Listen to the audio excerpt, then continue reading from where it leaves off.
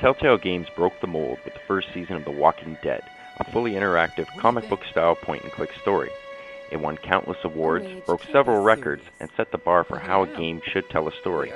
We the gamers were drawn into a world of varying emotions, where we became hopelessly attached to the characters standing before us.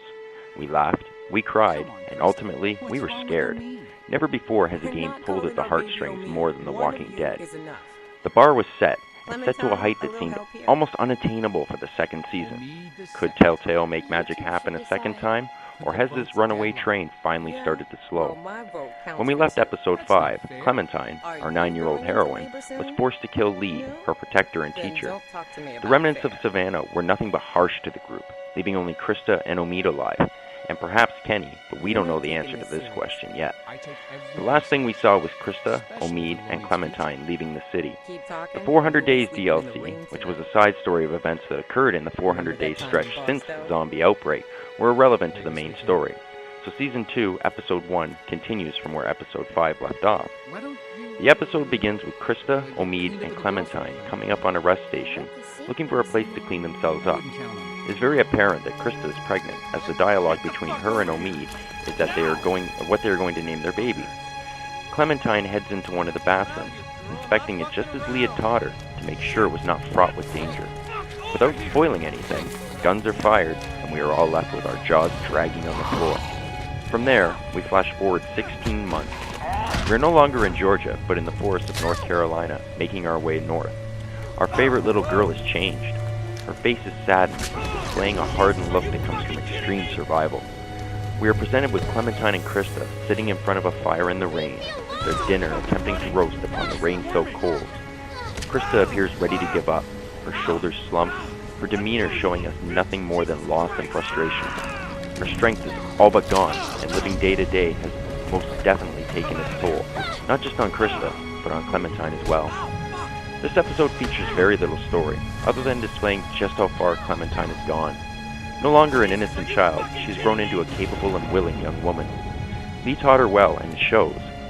She can take on walkers with relative ease, besting even the skills of a seasoned survivalist.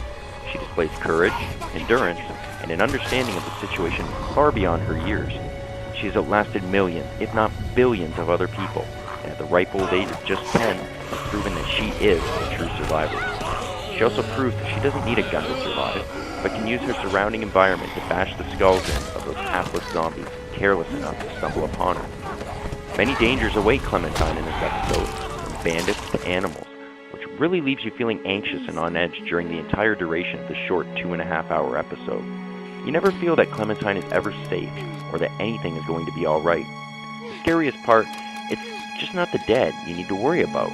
Anyone who has survived this long into the outbreak has seen the worst in people, experienced loss on a scale that one couldn't even fathom, and as a result, fears the living just as much as the dead.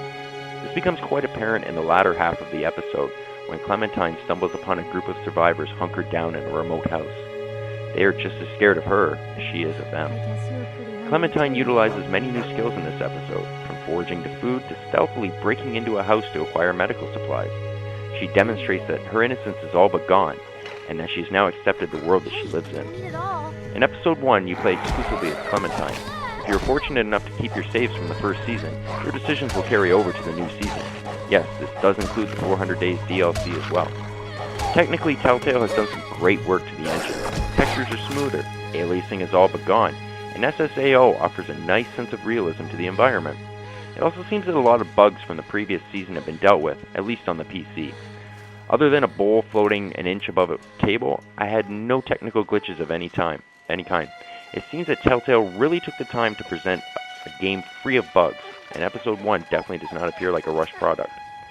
I would love to tell you more about the events of Episode 1, but I must maintain a spoiler-free review.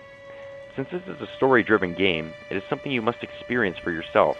I was quite impressed with the emotions that Telltale was able to manifest throughout the episode, but I felt the duration left it more like a DLC than a full episode. In the first season, episodes averaged about 4 hours of playtime. This episode, however, weighs in at just over 2.5 hours, and that was literally exploring every inch of the game and listening to all of the dialogue. The lack of story was also a bit of a hit for this episode, but in my opinion, Episode 1 is more of a bridge episode to what should be a much more story-based episode 2. Despite a few flaws, Telltale has once again set the bar and has given us a game that will keep you on the edge of your seat. It is most definitely worth the price of admission. The voice acting is top-notch, and the visuals are downright gorgeous. The forests of North Carolina are really brought to life and add to the anxiety that the player feels.